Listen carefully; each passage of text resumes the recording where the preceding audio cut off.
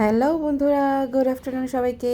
অনেকদিন পরে আজকে আবারও মিনি ব্লগ নিয়ে আসলাম। মিনি ব্লগ দেওয়া হচ্ছে না, সপ্তাহে একটা করে দেওয়া বেশ ভালো লাগে, কিন্তু দেওয়া হয়ে ওঠে না।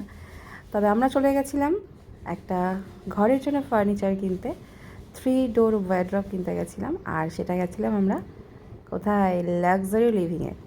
লাক্সারি লিভিংয়ের নাম এত শুনেছি, এত দেখেছি, এত ভিডিও দেখেছি ফেসবুকে, সেই জন্য ভীষণ ইচ্ছা করছিল একবার লাক্সারি লিভিংয়ে ভিজিট করে আসি, কেমন ওদের প্রোডাক্ট দেখে আসি। সেই জন্য আমরা চলে গেছিলাম আমার বাড়ির কাছাকাছি চিনার পার্ক। চিনার পার্কটা আমার বাড়ির অনেকটাই কাছে, হলদিরামে এটা। তো লাক্সারি লিভিংয়ে গেলাম, সেখানে প্রথমত অ্যালাউ ছিল না ক্যামেরা করা, সেটা আমি জানতাম না। তবু যেটুখানি সুযোগ সুবিধা পেয়েছিলাম একটু একটু ক্যামেরা ভিডিও করেছিলাম তোমাদেরকে দেখানোর জন্য। আর ওখানে কিন্তু আমাদের এক্সপিরিয়েন্স একদম ভালো ছিল না, কারণ আমরা গেছিলাম 3 ডোর ওয়ার্ড্রপ কিনতে, বাট ওদের ব্যবহারটা খুব একটা ভালো লাগছিল না। ওদেরকে ডেকে ডেকে দাম জিজ্ঞাসা করতে হচ্ছিলো প্রত্যেকটা প্রোডাক্টের, সেটা একটা খুব বিরক্তিকর ব্যাপার ছিল। তবে ওদের যেটা বেডরুম প্যাকেজ আছে 50,000-এর মধ্যে, সেটা আমাদের ইচ্ছা ছিল যে নিয়ে নেব, বাট তাদের সেটার যে ওয়ার্ড্রপ সেটা ভালো লাগছিল না। ওয়ার্ড্রপটা খুবই ছোটো আর 2 ডোরের ওয়ার্ড্রপ, যেটা আমাদের একদমই কাজে লাগবে না। এই চেয়ারটা ওর ভীষণ পছন্দ হয়েছিল আরামকে দ্বারা, ও ওটা নেবে, ওর খুব ইচ্ছা ছিল ওটা নাও মাম্মাম, ওর ভীষণ ভালো লেগেছে, কারণ সারাদিন ওটা দিয়ে দোলনা খেয়ে খেয়ে ওর কেটে যাবে, পড়াশোনাও করতে লাগবে না, কোনো কিছু করতে লাগবে না।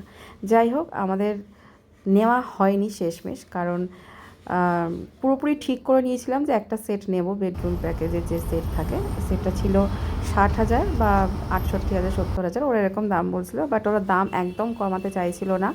সেই দেখে আমার হাজব্যান্ড বলছে ওরা যখন কোনোভাবে একটু দাম কমাতে চাইছে না, তারপরে ব্যবহারও ওদের ঠিকঠাক লাগছিল না, সেই জন্য আমরা ওখান থেকে পুরোপুরি বেরিয়ে চলে গেলাম ডানলপে গোদরেজ ইন্টেরিয়ার। এটা তো অসাধারণ একটা অভিজ্ঞতা। গোদরেজ ইন্টেরিয়ারের প্রোডাক্ট ভীষণই ভালো, আর গোদরেজ মানে একটা ব্র্যান্ডেড দারুণ কোম্পানি। তো আমার আছে গোদরেজের, আমার আলমারি, বিয়ের আলমারিটা গোদরেজের, ভীষণই ভালো।